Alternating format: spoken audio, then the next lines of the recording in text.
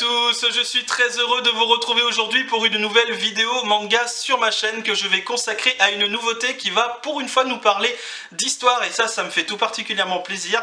Je vais bien entendu vous parler de Dichi Valka. Il s'agit d'un seinen du genre historique suspense paru aux éditions Komiku, c'est un manga de Koichi Onishi. Au niveau des parutions japonaises, on en est à 5 tomes, la série est toujours en cours et concernant le tome numéro 2 qui paraîtra en France, il sortira le 7 juillet 2016. Alors pour l'histoire de ce manga, je vais être extrêmement bref, donc bien entendu nous allons découvrir l'histoire, si je puis dire, de cette jeune fille qui va tenter de survivre à une période extrêmement troublée, je dirais, pendant le Moyen-Âge au niveau de son pays, donc on est dans les années 1420, dans ces alentours-là.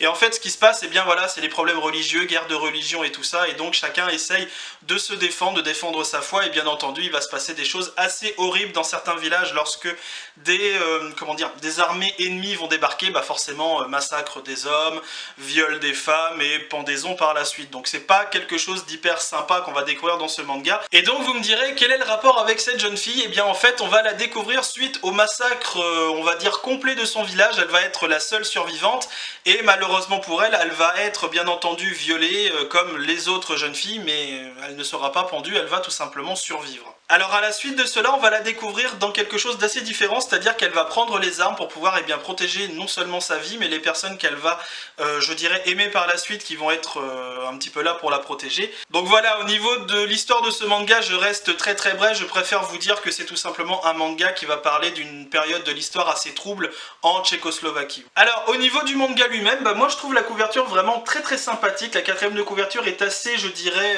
simpliste si je puis dire, mais nous avons évidemment une arme à feu qui est représentée et ça c'est plutôt utile quand on voit la suite évidemment du manga. Au niveau du chara-design, et bien tout ce que je peux vous dire c'est que c'est vraiment beau, c'est vraiment très bien détaillé, j'aime beaucoup les planches si je puis dire de ce manga. Alors je vous montre des planches où il n'y a pas forcément des scènes de meurtre ou autre parce que voilà, on va rester dans la simplicité. Donc comme vous pouvez le constater, c'est vraiment bien détaillé, c'est bien écrit. Voilà, moi je trouve ça vraiment très sympathique.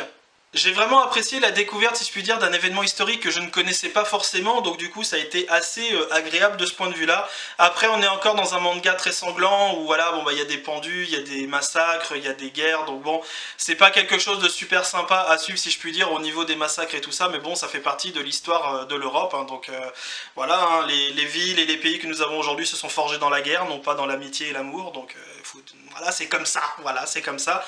Mais au niveau de ça, je trouve que le manga retrace bien, je dirais, l'ambiance, le contexte de l'époque, et ça c'est vraiment très immersif, c'est vraiment très intéressant, on apprend beaucoup de choses. Donc voilà, c'est un manga moi que je vous recommande si vous aimez l'histoire, si vous avez envie de découvrir une petite fille toute mignonne qui va prendre les armes pour, entre guillemets, protéger sa vie, protéger son pays. Donc voilà, c'est une lecture qui est très agréable, et ne vous fiez pas forcément au nom qui s'appelle La Guerre des Pucelles, parce que franchement, on n'est pas du tout avec des petites vierges de 15 ans qui font « Ah, nous voulons rester vierges, on va prendre les armes pour tuer les gens !» Ça n'a rien à voir. Donc voilà, c'est une lecture vraiment que je vous recommande si vous aimez ce genre de lecture. C'est ainsi que va s'achever cette vidéo, j'espère qu'elle vous aura plu. N'hésitez pas à me laisser des commentaires pour me dire si c'est un manga qui vous tente ou pas du tout, ou alors s'il y en a d'autres qui sont meilleurs au niveau des mangas historiques, ça peut m'intéresser bien entendu. N'hésitez pas à partager la vidéo, à me laisser un petit pouce bleu, ça me fera toujours plaisir, et je vous dis à la prochaine pour de nouvelles aventures manga en ma compagnie. Allez, salut à tous!